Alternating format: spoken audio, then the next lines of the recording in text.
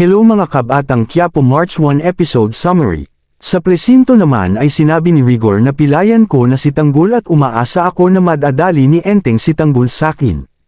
At dumating si Cortez na nahuli na ang mga nagro-alay at kasama si Matilde Asuncion at sa selda ay dumating ang lola ni Ponggay at si Dimple. Ngunit nakita ni Rigor na kausap ni Ponggay ang kapatid niya at lola niya at sinabi ni Ponggay na lalaban ako, hindi ako natatakot kaya ko ito. At tinanong ni Rigor na sino yang mga yan at sinabi hindi oras ng dalaw ngayon at sinabi ni Chona na sir ako po nagpasok sa kanila. At nakita ni Rigor si Tindeng at sinabi ni Rigor na ano ayan ang kinahantungan mo sa pagpapatanggol mo kay Tanggol. At sinabi ni Roda dati matinukang pulis ngayon sunod-sunuran na lang at sinabi ni Ponggay hanggat pagpapatahimik lang ang kaya mong gawin dahil takot ka sa katotohanan.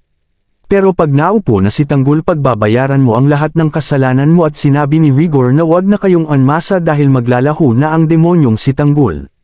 At sa lumang building ay sinugod sila ng mga pulis ngunit ayaw niyang umalis at nakipagbarilan na sila sa pulis at tinamaan sa braso si Tanggol at kumuha ng kutsilyo si Tanggol. Pinagsasaksak ang mga pulis habang binabaril sila ni Ramon. At papaakyat na sila sa taas at pinagbabaril nila ang mga pulis, papalabas na sila at malapit na sila sa sasakyan at nakalayo na sila Tanggol ngunit ika-ika na si Tanggol.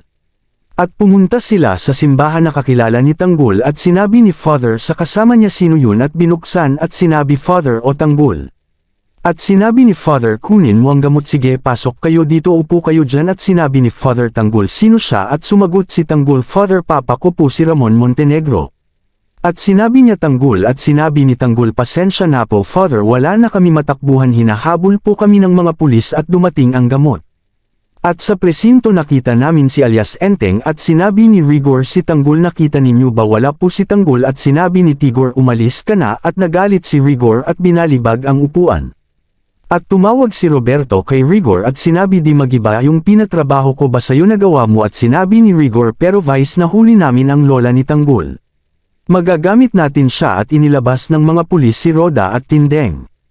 At pinahiga ng isang pulis si Tindeng at tinanong ni Rigor si Tanggol at sinikmuraan siya at sinabi ni Roberto na mas mabuti sabihin mo na kung asan si Tanggol at sinani ni Tindeng hindi ko alam nasan siya. At sumunod naman si Roda, kinuriyent siya ni Rigor at sinabi na naasan si Tanggol at napatay si Roda at si Tindeng nahimatay. At sinabi ni Roberto kay Rigor na mga walang silbi wala tatong pakinabang sa mga yan si Garcia ano status nasa selda Vice pagsasalitain ko yan. At sinabi ni Rigor sa dalawa anong gagawin Vice, sinabi ni Vice na patahimikin muna mga walang silbi yan. At bumalik si Rigor at tinutukan ni Rigor si Tindeng ng baril at sinabi magkikita na kayo sa impyerno.